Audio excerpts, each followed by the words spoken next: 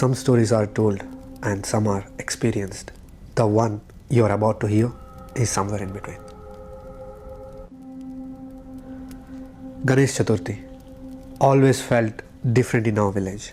Not loud like city, not rushed, just slow mornings, incense in the air, and people giving whatever they could. Money, rice, coconuts, sometimes just the blessings. That year, my friends and I were collecting money for Ganesh Puja. House to house. Hindus, Christians, Muslims. No questions asked. Everyone gives something. By Sunday afternoon, most of my friends had crashed. Holiday season, heavy lunch, no energy. Only me and Sandesh were still walking, deciding to finish the last few houses. That's when we reached her place. An old woman lived there with her eldest son. Everyone in the village knew he was autistic. Quiet family, kept to themselves. We knocked. She opened the door slowly and smiled. Before we could finish speaking, she invited us inside. Said she was making kheer. We tried to refuse. Told her we just needed the money and we would leave. But she insisted. Just taste it. Sit for a minute. So we did. The house felt hollow, abandoned, just empty in a way that echoed. No bulbs, only candles, shadows crawling across the walls. She went into the kitchen. The smell of kheer filled the house. Her son sat in the corner, humming softly, not looking at us. After a while, she returned and said the kheer would take more time. Then she smiled again. Until then, she said, "Let's play a small game." She explained the rules simply. She would ask a question, we would answer. One condition: honesty. "Does God exist?" she asked. At first, it felt harmless, almost interesting. Then the question sharpened. Does faith make people better? Sandesh answered without hesitation, yes. She tilted her head. Then, why do people need forgiveness? Silence. She looked at us kindly, almost gently. So, you don't believe because it's true? She said.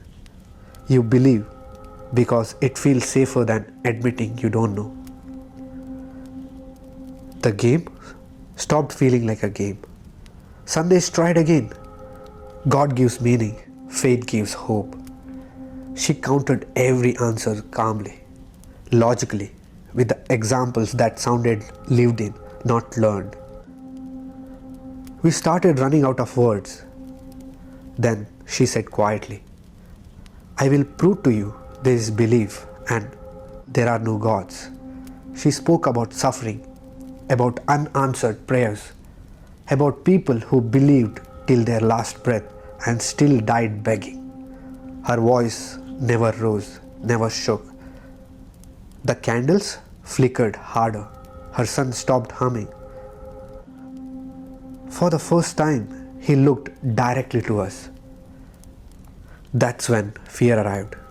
Not panic, not screams, just the sudden awareness of your own breathing.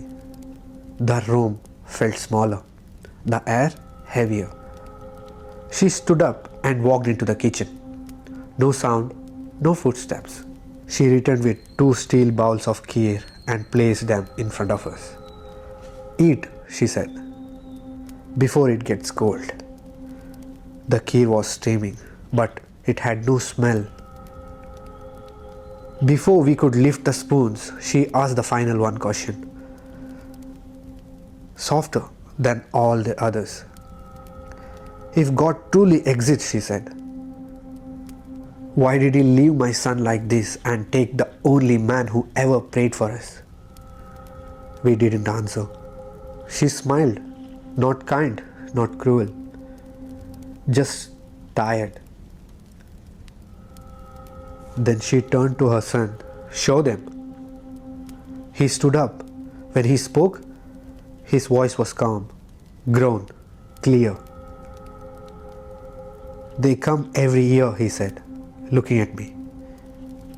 Boys, festivals, fate in their pockets. He pointed at Sandesh's ball. You never finish the kheer, he said. That's when she knows. The old woman blew out one candle. Darkness swallowed half of the room. Belief keeps gods alive, she said, and doubt feeds something else. The second candle went out. I grabbed Sandesh's hand and stood up.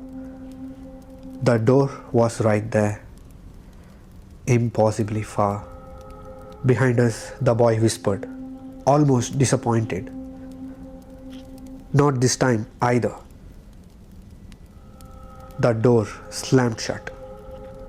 The last thing I remember was a spoon hitting the floor and the smell of kheer returning, thick, sweet, unbearable. We woke up outside the house, lying on the mud road, soaked by evening rain. The house behind us was locked, dark, empty, no candles, no woman, no sun. The villagers later told us the truth. The woman had died during Ganesh Chaturthi. Her son followed soon after. No one remembered them inviting anyone inside. That night, when Ganpati was brought into the village, the priest stopped mid-chant. Written at idol's feet in something that looked like dried milk were 3 words. Belief is optional. To this day, during Ganesh Chaturthi, I never eat kheer from a stranger's house. And sometimes, when candles flicker for no reason, I still hear a spoon drop behind me. Some stories don't end. They stay with you long after the silence. This is Anudeep and this is The Voice Within.